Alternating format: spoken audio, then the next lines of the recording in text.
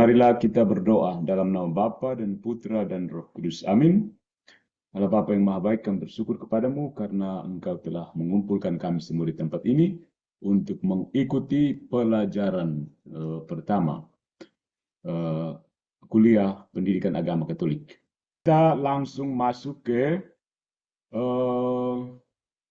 pertemuan kita yang pertama, pendidikan agama Katolik. Ya, namanya pendidikan agama Katolik.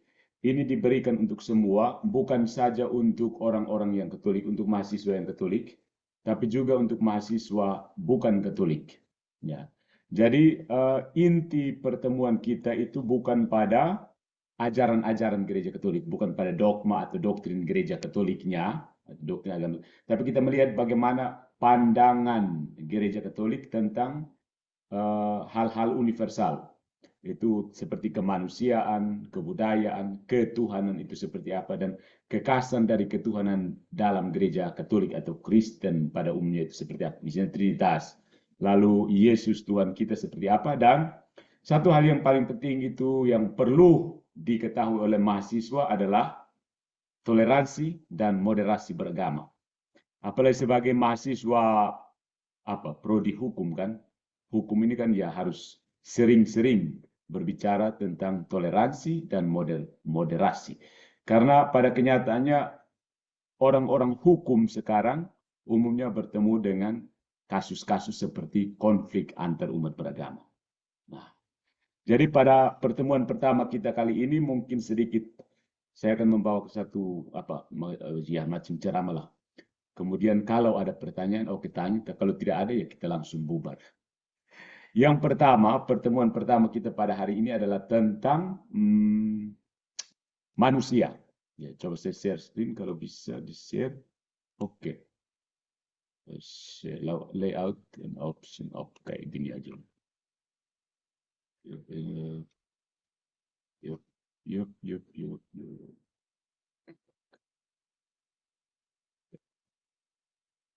Share. Oke.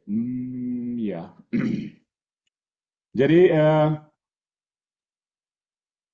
kali ini kita dalam pertemuan pertama itu tentang manusia. Apa itu manusia? Ya, pertanyaan mendasar dalam setiap agama. Apa itu manusia? Ya. Apa yang dimaksud dengan manusia? Apa? Ya. Jadi pertanyaan tentang siapa atau apa. Ada pertanyaan tentang siapa dan ada pertanyaan tentang apa. Jadi manusia. Siapakah manusia yang sebenarnya? Ya. Dan ini pertanyaan ini sebagaimana kita ketahui dipertanyakan oleh pelbagai disiplin ilmu yang berurusan dengan manusia. Misalnya ada psikologi, sosiologi, antropologi budaya, ada antropobiologi, bahkan ada filsafat manusia. Dalam segi teologi juga ada teologi manusia, bahkan hukum juga mempertanyakan tentang siapa itu manusia. Sehingga basis di atasnya orang mendirikan basis-basis hukum itu kan berasal dari pandangan tentang manusia itu sendiri. Nah, semua sorotan terhadap manusia itu menghasilkan jawaban berdasarkan sudut pandang yang berbeda-beda. Jadi, tidak satu pun cabang ilmu bisa menyajikan gambaran yang menyeluruh tentang manusia. Ya. Dan kita juga tentu tidak bisa membentangkan secara lengkap realitas manusia berdasarkan pandangan berbagai disiplin ilmu itu. Akan tetapi, dalam pendidikan agama, ketika kita berusaha untuk memahami konsep manusia, itu artinya usaha kita untuk memahami apa sebenarnya hubungan kita dengan sesuatu yang kita sembah, sesuatu yang kita anggap sebagai Tuhan itu sendiri. Jadi ada hubungan. Siapa itu manusia dalam hubungan dengan sesembahan kita yang kita sebut sebagai Tuhan. Nah, ada banyak slogan tentang manusia. Manusia tidak lain daripada manusia suatu sistem informasi, komputer, dan banyak slogan lain-lainnya. Apa itu manusia? Manusia adalah bla bla bla. Nah, tapi kita harus punya titik tolak yang khusus dan membatasi uraian kita pada kesempatan pertemuan ini ada pada iman Kristiani mengenai manusia. Jadi iman Kristen itu sendiri dengan bantuan ilmu teologi. Tentu saja ilmu teologi ini ada pendalaman secara khusus. Sebagai satu bentuk mata kuliah dasar umum untuk mahasiswa, gambaran kita tentang teologi Kristiani dalam pendidikan agama Katolik itu adalah gambaran yang menyeluruh. Jadi kita tidak masuk lebih dalam karena itu tugas para orang-orang yang belajar teologi. Tugas kita adalah ya memiliki gambaran amatan sepintas tentang teologi untuk memahami pendidikan agama Katolik itu sendiri. Dan khusus untuk kita di kelas kita dihadiri juga oleh orang Katolik maupun orang-orang mahasiswa yang non-Katolik. Jadi selamat bergabung untuk saudara-saudariku yang bukan Katolik ya.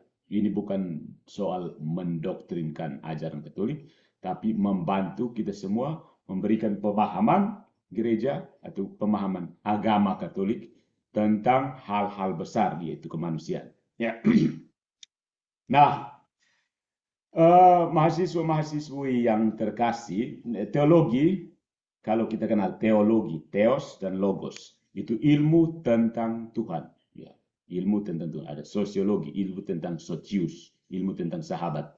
Biologi, ilmu tentang kehidupan, bios, logos. Nah, teologi ini harus mempertahankan dan membela personalitas manusia, kepribadian, persona. Persona itu dalam teologi orang Katolik itu adalah sesuatu yang sangat berharga, karena persona itu artinya pribadi yang punya kemampuan akal budi. Ya. Jadi kita sebagai manusia yang punya personalitas itu artinya kita ini berbeda dari binatang dan makhluk hidup lainnya. Itu karena apa? Karunia akal budi. Ya, kita masing-masing diberi karunia akal budi yang membedakan kita dan sekaligus membuat kita lebih tinggi dari segala macam ciptaan Tuhan lainnya. Karena itu, manusia adalah subjek. Subjek artinya dia yang jadi bos. Bos untuk diri sendiri, subjek. Dan pribadi yang mengalami dirinya sendiri sebagai kesatuan dalam keunikan yang khas. Kata-kata yang cukup abstrak ya. Manusia itu hanya satu dan tidak tergantikan. Sekali kau mati ya selesai, orang hanya bisa kenang kau, tidak ada pengganti lagi. Meskipun mungkin besok-besok kamu bilang kamu punya anak yang harus ganti kamu, tidak ada pengganti. Unik dan sempurna dalam dirinya sendiri. Jadi kita diciptakan sudah sempurna adanya. Jangan yang biasakan orang mahasiswa-mahasiswa mesti cari diri terus, permak diri terus, tarik rambut sana sini, catok sana sini, operasi hidung lah, pakaiannya ganti-ganti. Itu mau cari apa? Semuanya sudah sempurna dalam dirinya sendiri. Terima apa yang ada. Ya. Bersyukur dengan apa yang ada. Karena kita manusia adalah subjek yang memiliki diri. Kita punya diri sendiri. Kita bisa bertanya tentang segala sesuatu yang membentuk diri kita. Ada jiwa, ada badan, ada pemikiran, ada rasa sakit, ada rasa ini dan seterusnya. Ya. Tetapi juga kita sekaligus menyadari diri kita sebagai sesuatu yang utuh. Jadi kita bisa mempertanyakan bagian-bagian kita, kaki saya, telinga saya, tapi juga kita bisa mempertanyakannya sebagai satu hal yang utuh, yaitu saya yang bertanya. I am. Ya. Itu konsep kita tentang manusia. Ya. Nah, pertanyaan yang paling mendasar adalah, siapakah itu manusia? Who is man? Kalau orang Katolik atau orang Kristen pada umumnya akan larinya ke kitab Kejadian ya. Persoalan dasar tentang manusia itu ada pada kitab Kejadian, bagian pertama dari kitab suci. Nah, karena itu mari kita lihat apa itu pandangan manusia dalam pandangan kitab suci. Nah, di dalam kitab suci, khususnya kitab Kejadian bab 1 ayat 27, di situ tertulis, Allah menciptakan manusia itu menurut citranya. Menurut citra Allah diciptakannya dia, laki-laki dan perempuan diciptakannya mereka. Ya. Ini dasar biblis. Kemudian kita orang Katolik selain punya Alkitab, juga ajaran dari magisterium gereja. Di dalam Konsili Vatikan kedua, dalam konstitusi pastoral mengenai gereja dalam dunia modern, yaitu Gaudium et Spes. Gaudium artinya kegembiraan, spes artinya harapan. Jadi kegembiraan dan harapan. Di situ dikatakan seperti ini. Manusia diciptakan menurut citra Allah. Menurut citra Allah. Menurut citra Allah artinya apa? Menurut citra Allah. Ingat adik-adikku yang terkasih, citra Allah itu Tuhan itu punya kemampuan intelek, Tuhan adalah pribadi yang punya intelek dan punya kehendak, voluntas. Jadi sebagai manusia, kita juga diciptakan seperti Tuhan yang punya akal budi dan juga punya kehendak bebas. Kedua-duanya ini harus dipergunakan sebagaimana mestinya. Akal budi kita menuju kebenaran, kehendak kita menuju kebaikan. Ya, kehendak itu selalu tertuju kepada kebaikan, akal budi selalu tertuju kepada kebenaran. Maka dari segala ciptaan yang kelihatan, hanya manusia itu yang mampu mengenal melalui akal budi dan mencintai penciptanya melalui kehendak bebas. Jadi ada hanya manusia yang karena diciptakan menurut gambar dan rupa Allah, yaitu punya intelek dan punya voluntas, maka hanya kita manusia, hanya mahasiswa-mahasiswa prodi hukum ini yang bisa mengenal dan mencintai pencipta kita. Gaudium et Spes, artikel 12. Nah, manusialah yang merupakan satu-satunya makhluk di dunia yang Tuhan kehendaki demi diri kita sendiri. Jadi kalau kamu, misalnya siapa di sini, Alexander Georgia, kamu itu Tuhan sendiri menghendaki diri kamu karena diri kamu sendiri, bukan sesuatu yang lain. Ya, Tuhan menciptakan kamu, lalu mengundang kamu untuk masuk di dalam persekutuan cinta kasih Tuhan kita itu sendiri. Nah, yang orang Katolik atau orang Kristen pasti tahu, Tuhan kita itu Allah Tritunggal. Tuhan kita itu Tuhan yang dalam komunitas. Maka kita manusia masing-masing, Carlo Edo, Christian Bengu, itu diciptakan untuk diundang masuk ke dalam persekutuan dengan Allah Tritunggal. Nah, hanya manusia, hanya kita inilah yang dipanggil supaya dalam pengertian tadi dan cinta kita juga ambil bagian. Ingat, ambil bagian. Ambil bagian dalam kehidupan Tuhan itu sendiri. Jadi sebagai manusia, seorang mahasiswa, sebagai manusia, kita ini dipanggil supaya dalam pengertian kita dan dalam cinta kasih, kita ambil bagian dalam kehidupan Tuhan sendiri. Jadi sebenarnya semua agama di dunia ini mengajarkan kepada kita bagaimana seorang manusia menjadi Tuhan. Kita ini diajar oleh agama untuk menjadi sama seperti Tuhan. Itu sebenarnya panggilan mendasar dari setiap agama dan kepercayaan. Mengenal pencipta, mencintai pencipta, lalu menyamakan diri dengan pencipta. Ajaran setiap agama hampir seperti itu dengan perbedaan-perbedaan yang signifikan. Tapi intinya di situ, menjadi seperti Tuhan, menjadi seperti pencipta. Nah, para mahasiswa yang terkasih, karena kita ini diciptakan menurut citra Allah yang tadi punya kehendak dan punya kemampuan kapasitas intelek, maka kita ini disebut memiliki pribadi, memiliki martabat. Martabat sebagai pribadi. Martabat itu kalau dalam bahasa sehari-hari kita punya kelayakan, ya, punya kelayakan sebagai pribadi, atau bahasa yang lebih tepat itu persona. Ya. Pribadi, pribadiku berbeda dari pribadimu. Ya. Kita bukan sekedar sesuatu yang mati, sesuatu ciptaan yang tidak bisa buat apa-apa, tapi kita adalah pribadi. Nah, pribadi yang dimaksud di sini artinya kita punya kemampuan akal budi dan punya kehendak bebas. Ini penting. Ini yang sebenarnya membedakan kita dari ciptaan lainnya. Jadi, seorang manusia itu bukan sesuatu. Seorang manusia biasanya kita sebut seorang. Seorang itu maksudnya kata ganti untuk sesuatu yang punya pribadi. Kalau kata ganti untuk sesuatu yang tidak punya pribadi, kita pakai dalam bahasa Inggris sesuatu.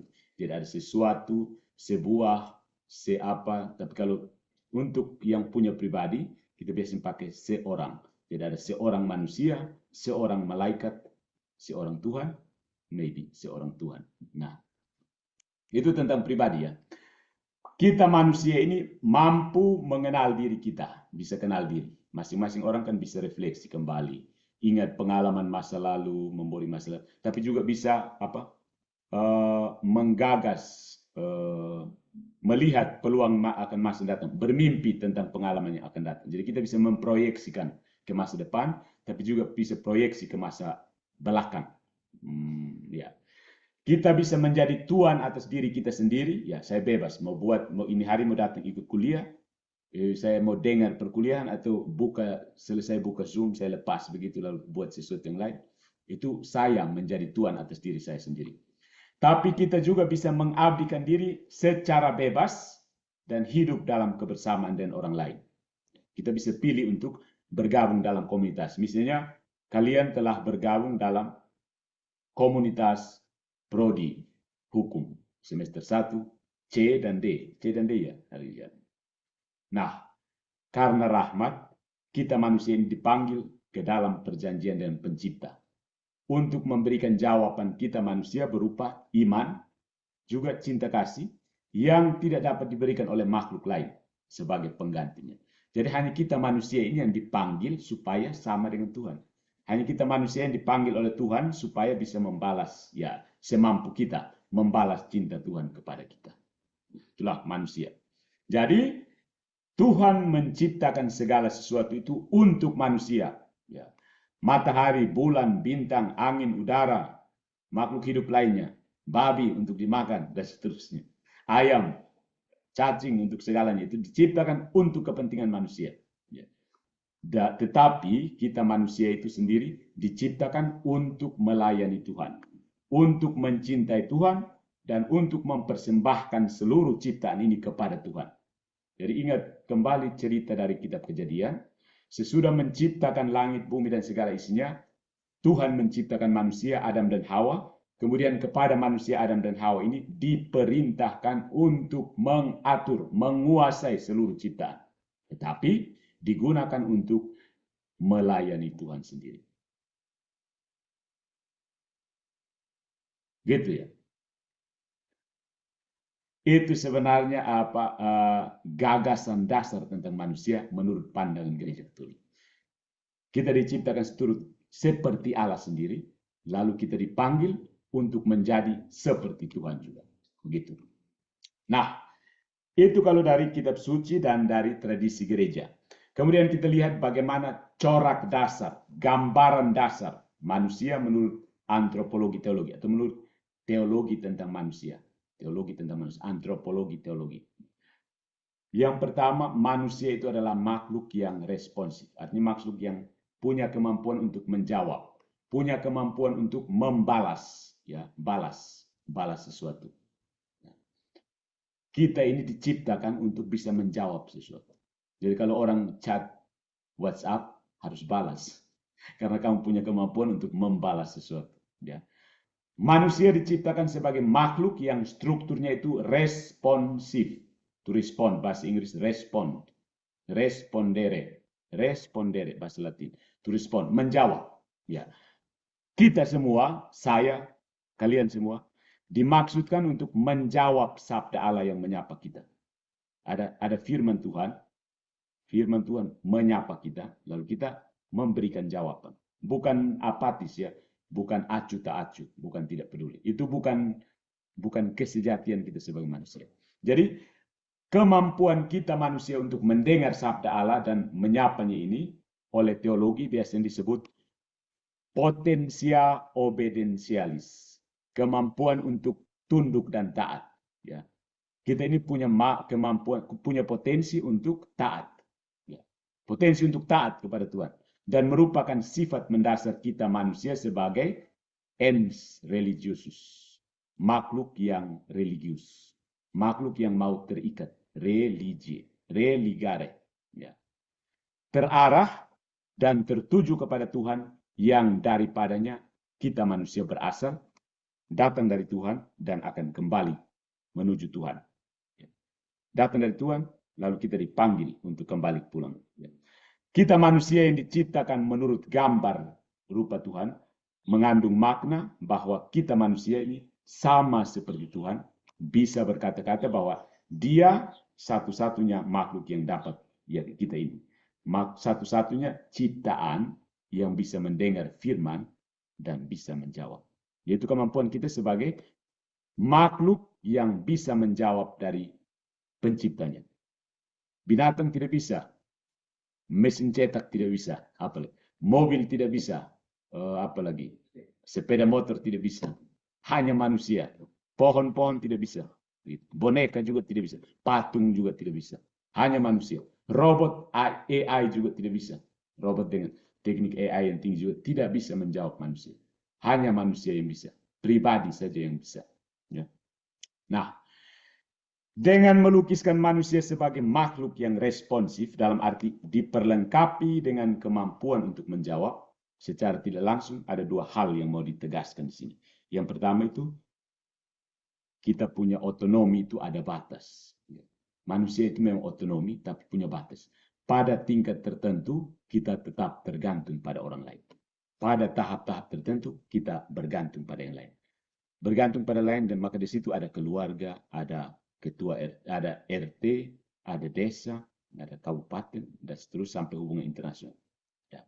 Di sini datang dimensi sosial manusia. Ya. Otonomi kita ada batasnya, dan inisiatif itu tidak pada kita, tapi berasal dari luar, dari atas.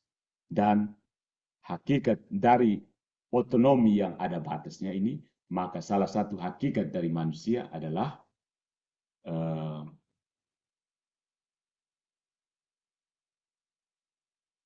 berada dalam relasi, relasi dengan orang lain. Selalu ada. Jadi kita punya relasi dalam keluarga, tentu saja itu yang paling jelas. Di sini, di tempat ini misalnya kita punya relasi sebagai sesama mahasiswa semester 1. Ya, prodi hukum. Oke. Nah, kita manusia sebagai makhluk dibangun, diciptakan sedemikian rupa sehingga tertuju kepada kebersamaan. Kebersamaan. Bersama dengan Tuhan dan sesama yang lain. Jadi manusia kita ini hanya bisa menjadi diri sendiri dengan cara menjalin hubungan dengan yang lain. Tidak ada satu ungkapan yang mengatakan no man is an island. Tidak ada seorang pun yang terpencil di sebuah pulau. Kamu mau egois seperti apapun, toh tetap punya relasi dengan orang lain. Seegois apapun kamu, tetap punya relasi dengan orang lain.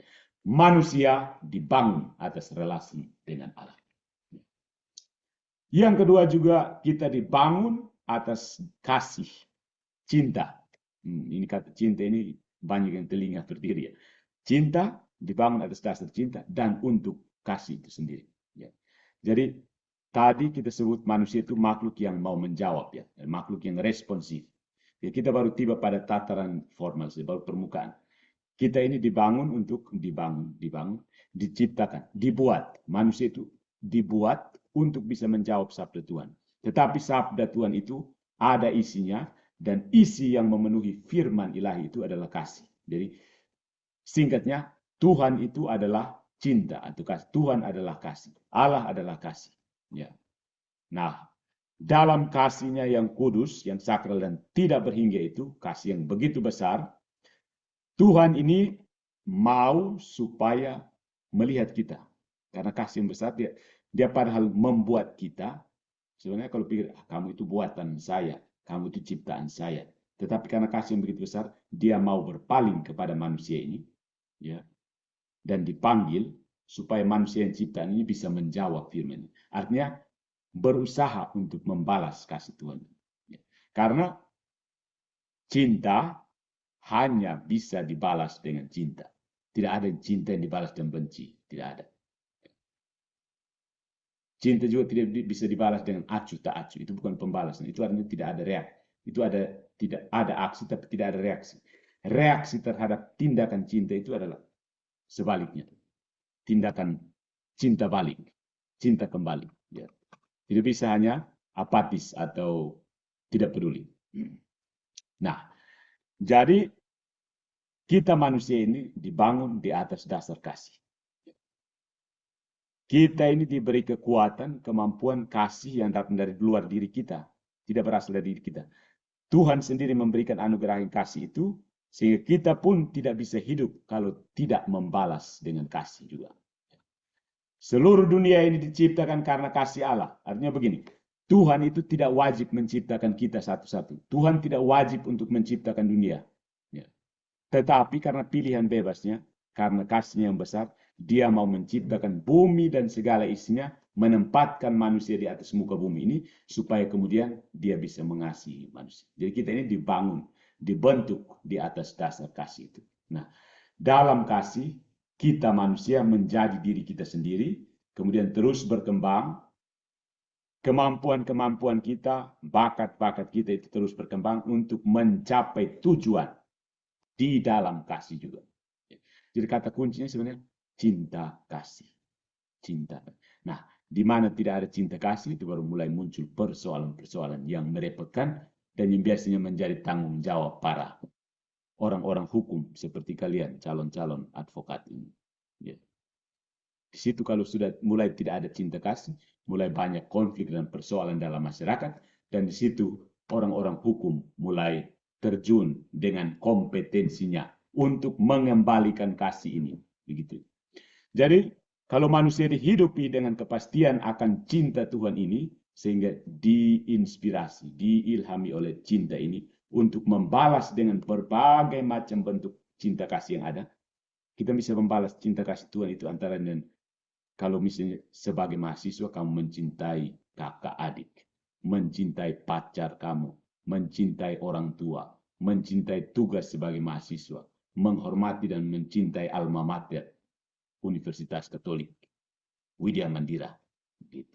Jadi ada banyak sekali bentuk tindakan cinta kasih sebagai pembalasan kita terhadap cinta Tuhan yang begitu besar.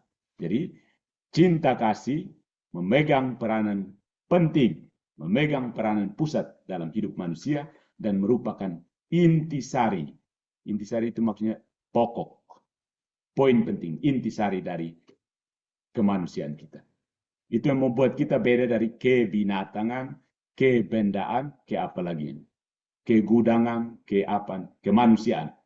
Itu intisarinya adalah cinta kasih. Nah, di dalam kitab suci atau Alkitab itu, peranan sentral, peranan pusat dari cinta kasih yang jelas sebagai konsekuensi hubungan perjanjian manusia dengan Tuhan. Yang hakikatnya adalah cinta yang kudus itu sendiri. Dan ini pernyataan tegas kita temukan dalam banyak ayat dalam kitab suci. Dari kitab Ulangan, bab 6 ayat 5, Hosea bab 1 dan 2, Markus bab 12 ayat 19 sampai 31. Kita mendengar tentang hukum utama, yaitu mencintai Tuhan dan mencintai manusia sesama kita. Kemudian kalau kalian rajin membaca kitab Kidung Agung, itu ada Kidung Agung tentang cinta kasih. So, sesudah ini nanti kamu buka Alkitab, cari Kidung Agung di mana, baca itu, puisi cinta kasih. Ada tentang ciri-ciri cinta kasih itu dalam 1 Korintus bab 13, kemudian perintah, nasihat untuk mengasihi itu dari Galatia bab 5 ayat 6, Efesus bab 5 ayat 2, dan 1 Yohanes bab 4 ayat 7 sampai 21. Ya. Nah, selain kasih, kita juga diperlengkapi dengan hal yang paling penting, yaitu kebebasan. Nanti sudah ini saya upload filenya supaya kamu bisa baca lagi. Karena kita dibangun untuk menjawab kasih Tuhan dan hidup sesuai dengan kasih Tuhan, maka kebebasan juga itu adalah hal mendasar bagi manusia. Ya. Dengan cara dan tingkatan yang tidak bisa diberi kepada makhluk lain selain manusia itu sendiri. Ya. Jadi kebebasan ini berarti bahwa manusia merupakan makhluk yang tidak pernah selesai. Makhluk yang terus berkembang, terus punya kemauan, kemana-mana, semakin ke sana, semakin ke sini. Jadi, singkatnya secara menyeluruh, manusia itu ditandai dengan responsivitas, artinya kemampuan untuk membalas, karitas, kemampuan untuk mengasihi, dan libertas, kebebasan. Kita bisa membalas, kita bisa mencintai, dan kita bebas manusia, sebagai manusia. Kita dibangun untuk menjawab, dibangun atas dasar dan demi cinta kasih, dan untuk itu diperlengkapi dengan kebebasan. Coba renungkan baik-baik. Inilah yang sebenarnya kamu jalani sebagai manusia yang secara khusus adalah mahasiswa di ruang perkuliahan. Kamu secara membalas jadwal perkuliahan, datang dan menghadiri perkuliahan, kamu datang karena apa? Kekuatan cinta kasih. Ya. kamu mengasihi diri sendiri bahwa besok-besok kamu harus jadi orang yang baik. Minimal advokat yang baik. Dan memenuhi tuntutan perkuliahan. Salah satunya MKDU ini. Dan bebas, Anda tetap bisa bebas. Kamu datang atau tidak masuk ke sini. Tetap bebas. Kamu tetap punya kendali dan otonomi pada diri sendiri. Nah, ini sebenarnya pandangan Kristiani, gagasan Kristiani tentang manusia. Dan ini didasarkan pada 3 hal ini. Membalas, mengasihi, dan bebas. Dan ini melekat pada kemanusiaan dari seluruh manusia. Bukan hanya orang Kristen saja, bukan hanya orang Katolik saja. Setiap orang yang namanya manusia ya punya 3 hal mendasar ini. Dalam situasi dan kondisi apapun juga. Dan gereja Katolik melangkah lebih jauh sejak pembuahan, sejak sel sperma sel sperma bertemu dengan sel telur, di situ sudah tercipta seorang pribadi. Pribadi dalam bentuknya yang paling lemah. Pribadi yang membutuhkan perlindungan yang ketat. Karena dia tidak bisa melindungi dirinya sendiri. Hanya seorang ibu yang bisa melindungi dia. Dan seorang ayahnya yang melindungi dia yang masih berupa janin atau fetus. Zigot. Begitu. Dia pribadi, tapi dalam bentuknya, fisiknya masih sangat lemah. Rentan. Dan di sini banyak orang yang anggap saja dia bukan pribadi. Buang saja. Aborsi. Pengguguran kandungan. Pembuangan bayi yang baru lahir karena malu. Dan seterusnya. Itu tidak menghargai pribadi. Ya. Padahal sejak pembuahan itu, kita sudah menjadi seorang pribadi.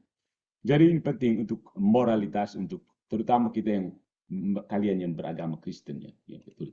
Mungkin ada nilai moral yang sedikit berbeda di mereka yang bukan non Katolik, tapi intinya itu bahwa seorang pribadi harus dihargai. Semua agama mengajarkan seperti itu. Nah, kalau pertemuan dengan Tuhan ini menjadi jelas bahwa kita dimaksud untuk hidup dalam relasi, maka itulah sebenarnya hakikat kita. Ada dalam kebersamaan. Memberi dan menerima cinta kasih. Dan itu berlaku dalam seluruh hubungan personal manusia. Hubungan apapun harus dilandaskan pada cinta kasih. Termasuk hubungan dagang sebenarnya. Secara moral, kita harus ingat misalnya hubungan dagang, juga gereja selalu mengajar kita supaya dilandaskan pada cinta kasih. Jangan hanya mau peras orang saja, mau ambil dia punya uang saja. Kita mengabaikan hukum cinta kasih itu sendiri. Hukum ekonomi kita terlalu depankan, lalu mengabaikan hukum cinta kasih. Gereja sebenarnya mewanti-wanti kita supaya dalam setiap relasi apapun, dasarnya harus cinta kasih. Hukum-hukum yang lain harus disubordinasi, diberi di bawah. Cinta kasih harus di atas. Apa istilahnya? Cinta kasih adalah hukum yang tertinggi. Dia harus di atas. Yang lain-lain menyusul. Dan besok-besok kamu jadi advokat juga harus ingat itu. Dasar kamu dengan advokat dengan klien kamu itu harus cinta kasih. Bukan dasar pelintir atau siapa yang bayar lebih banyak. Ya, orang-orang hukum itu kan banyak bergaul.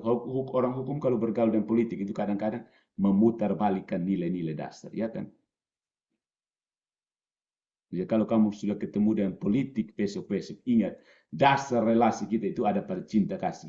Bukan pada berapa banyak klien sogok kamu untuk membela sebuah perkara misalnya. Advokat. Besok-besok jadi orang hukum itu, ingat dasar-dasar ini. Nah, kita ini juga diperlengkapi dengan derajat kebebasan yang luar biasa tinggi. Maka kebebasan ini dapat ditemukan pula dalam cara yang luar biasa di mana kita bergaul, di mana-mana saja, mau di dunia nyata maupun di dunia tidak nyata, dunia maya maupun dunia tidak maya. Ini penting, karena sebagai manusia, apalagi sebagai orang hukum besok-besok, itu yang sangat rentan sekali kamu bisa. Orang hukum itu kan selalu punya celah untuk cari celah di antara KUHP itu kan. Jadi, kamu tetap bebas, tetapi dasarnya harus selalu cinta kasih. Itu maka dunia akan baik-baik saja. Tapi kalau orang-orang seperti kamu yang mulai pelintir hukum duluan, kita mau harap apa lagi? Dunia akan tidak baik-baik saja. Jadi, kita sebagai manusia terpanggil entah apa saja. Kalian semua yang mempersiapkan diri sebagai mahasiswa hukum di sini yang akan bergelut dengan dunia hukum, panggilan kita sebenarnya dasarnya sama. Menjalankan hakikat kita sebagai tinggal ada bersama dengan manusia lain. Jadi, sesama kita orang lain, kebersamaan kita sebagai mahasiswa di prodi sini, ilmu hukum, tapi juga ada kaitan dengan prodi lainnya, ada kaitan dengan universitas lain dan seterusnya, sampai seluruh muka bumi. Ya. Semua itu dipanggil dengan hakikat yang sama, membalas kasih Tuhan atas dasar kasih dan penuh kebebasan. Semua orang harus tahu, paham ini tentang diri kamu sebagai manusia dan bukan kerah. Kita manusia, kita punya pribadi. Saya bukan sesuatu. Jadi kalau menjalin relasi dengan orang lain, jangan jadikan dia sesuatu. Terutama orang-orang muda yang kalau lagi pacaran ya, kalian yang biasa pacaran, kadang-kadang teman pasangan kamu itu kamu jadikan hanya apa sih? Objek. Tidak boleh menjadikan mereka sebagai objek. Hargai dia sebagai pribadi yang juga punya subjek hubungan kamu. Jadi jangan pacaran dan orang tua anak hanya menjadikan dia sebagai objek sih. Tukang tunggu, tukang temani, tukang kasih ingat ini itu dan seterusnya. Nah, ada 3 relasi, 3 hubungan. Tadi kita dikatakan bahwa ada 3 bentuk ya. Bentuk manusia itu hidup dalam relasi, keberadaannya hakikatnya adalah relasi. Dan sebagai citra Allah, itu ada 3 relasi tanggung jawab. Kita relasi dengan Tuhan itu yang ada dalam peribadatan kita, ada relasi dengan sesama kita itu dalam lembaga sosial, keluarga dan seterusnya. Dan hubungan kita yang tidak kalah penting adalah relasi kita dengan bumi atau lingkungan itu sendiri. 3 relasi manusia. Relasi dengan Tuhan, ya kita semua tahu, kalau namanya belajar agama, misalnya mata kuliah agama ya pasti yang diutamakan ya relasi dengan Tuhan kan. Soal ibadat, soal kepercayaan, soal agama, soal iman, soal perbuatan baik, soal surga, soal apa lagi, soal orang-orang kudus dan seterusnya. Itu hubungan dengan Tuhan. Nah, segala sesuatu kita tahu datangnya dari Tuhan, ya. Dan semua itu ada karena Tuhan itu sendiri, ya, karena kehendak Tuhan.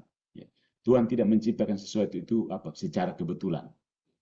Kadang-kadang ada orang-orang muda yang karena punya masalah lalu putus asa, dianggap dia sudah tidak berarti lagi. Akhirnya dia mau bede, bundir, tidak menghargai dirinya sendiri. Padahal dirinya itu begitu berharga. Kamu sudah diciptakan Tuhan sebagai makhluk yang sempurna sebenarnya. Setiap orang ada sebenarnya satu ungkapan yang menyesatkan ya. No man is perfect. Salah. Everybody is perfect. Begitu. Bukan no man is perfect. Everybody is perfect. Setiap orang itu sempurna di dalam dirinya sendiri. Jadi jangan terlalu kejar yang aneh-aneh. Ya. Kamu diciptakan sudah sempurna. Ya. Jadi terima apa yang ada. Karena kamu adalah gambar dan rupa dari Tuhan. Nah, sebagai gambar Allah, ini ada relasi khusus, relasi vertikal kita dengan Tuhan. Nah, dan ini membedakan kita dengan makhluk-makhluk yang lain. Karena hanya kita saja yang bisa berhubungan dengan Tuhan. Secara sadar maksudnya. Secara sadar, secara bebas mau membalas kasih Tuhan itu sendiri. Karena memang kita saja yang diciptakan sesuai dengan gambar dan rupa Tuhan sendiri. Nah, jadi dengan menyebut bahwa kita ini citra Allah, ada 2 hal penting.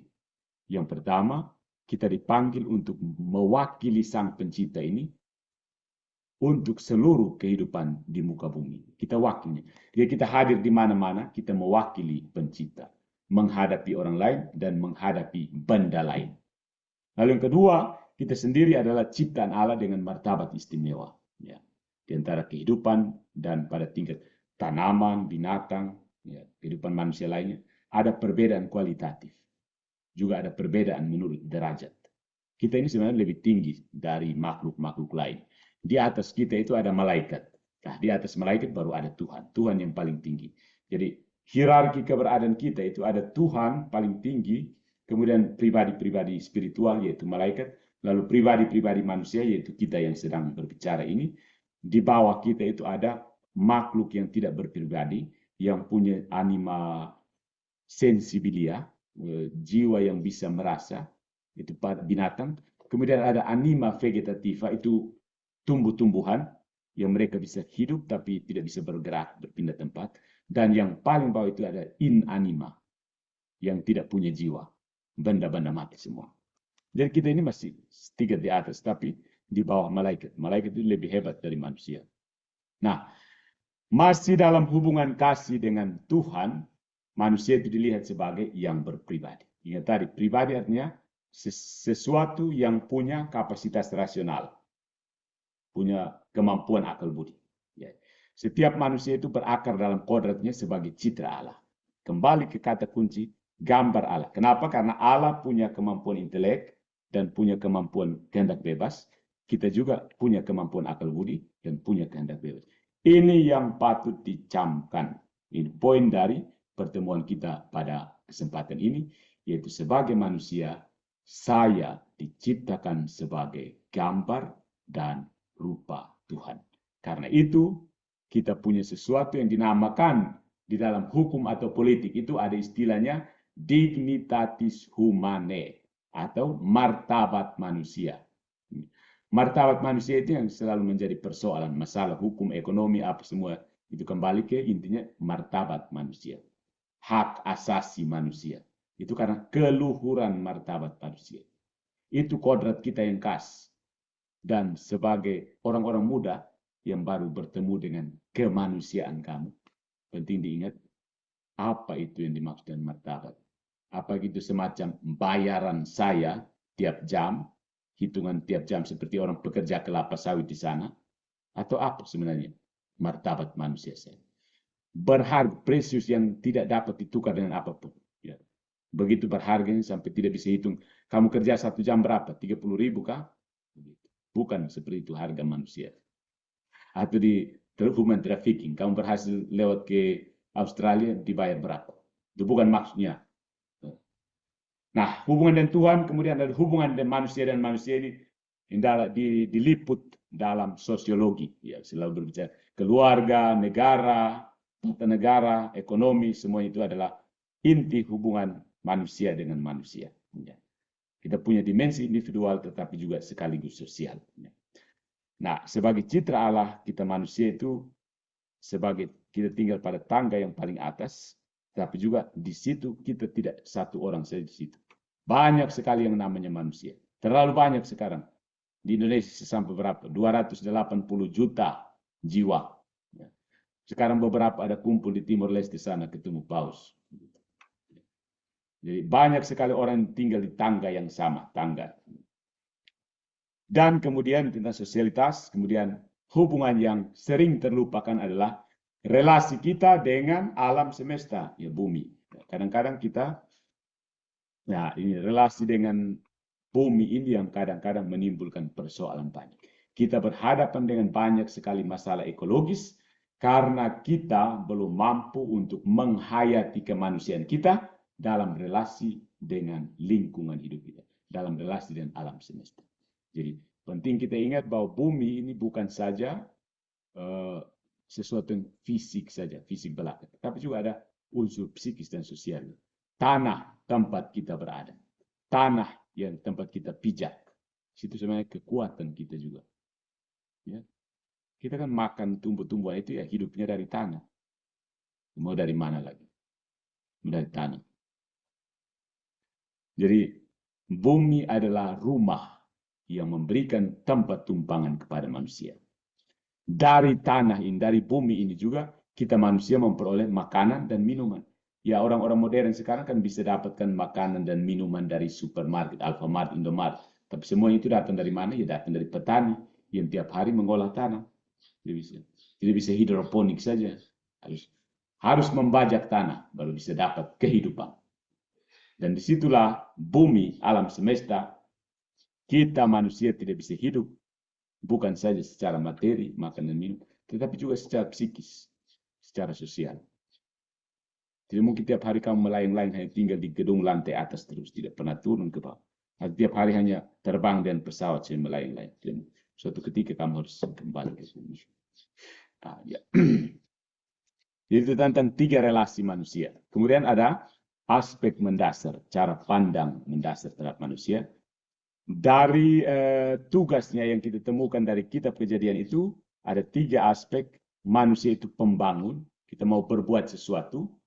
Lalu ada manusia sebagai, ya ini kata-kata konsili, nanti kamu baca sendiri.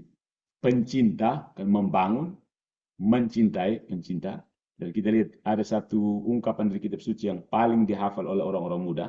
Tidak baik kalau manusia itu seorang diri saja, maka jangan jadi jomblo. Jomblo itu tidak baik ya. Tidak baik kalau manusia itu jomblo saja. Penciptaan manusia baru selesai ketika manusia menerima partnernya yang sepadan dengan dia. Jadi itu manusia sebagai pencinta, dan yang poin yang terakhir itu manusia sebagai pendoa. Pendoa ini menghubungkan diri dengan yang paling tinggi, tapi sekaligus merendahkan diri serendah-rendah. Itu inti dari doa. Jadi manusia dengan sadar dan bebas berusaha untuk membuka diri terhadap Tuhan dan mengikat diri pada Tuhan. Kita bebas mau tunduk kepada Tuhan. Ya, ada yang bebas untuk tidak mau tunduk, tapi ada yang bebas untuk tunduk. Nah, itu beda. Orang beragama itu bebas untuk tunduk. Orang yang ateis itu bebas untuk tidak mau tunduk. Itu yang membedakan orang teis dan ateis. Dengan kebebasan kita, kita mau berdoa atau tidak berdoa. Dan yang Katolik pasti tahu, ketundukan terbesar itu adalah perayaan Ekaristi. Kemudian dilengkapi dengan devosi-devosi perayaan sakramen lainnya. Masing-masing kepercayaan kita juga punya ritus-ritus sendiri yang membantu kita sebagai manusia untuk menjalin hubungan dengan Tuhan sendiri. Ya. Jadi sampai di sini kita tahu bahwa sebagai gambar dan rupa Allah, kita punya dasar keberhargaan manusia, dan dari situ martabat manusia yang berharga itu kita menjalin relasi dengan, pertama tentu saja diri sendiri, yang kedua dengan sesama, yang berikut dengan Tuhan, dan dengan lingkungan hidup. Yaitulah gambaran manusia sebagai gambar dan rupa Allah. Tuhan itu punya kemampuan intelektual, manusia juga diberi kemampuan intelektual. Tuhan punya kehendak, manusia juga diberi kehendak. Nah, dengan kapasitas ini, manusia diundang untuk membalas panggilan cinta Tuhan, masuk kembali ke dalam persekutuan yang di dalam gereja Katolik menurut ajaran Katolik adalah persekutuan antara Bapa, Putra, dan Roh Kudus. Ya. Sampai di sini dulu bahasan kita tentang manusia. Oke. Share screen-nya stop here, stop there. Oke. Nah, yang berikutnya, oke.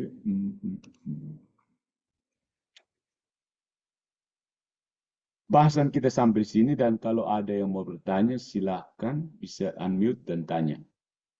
Kalau ada, kalau tidak ada ya sudahlah. Nanti saya upload filenya.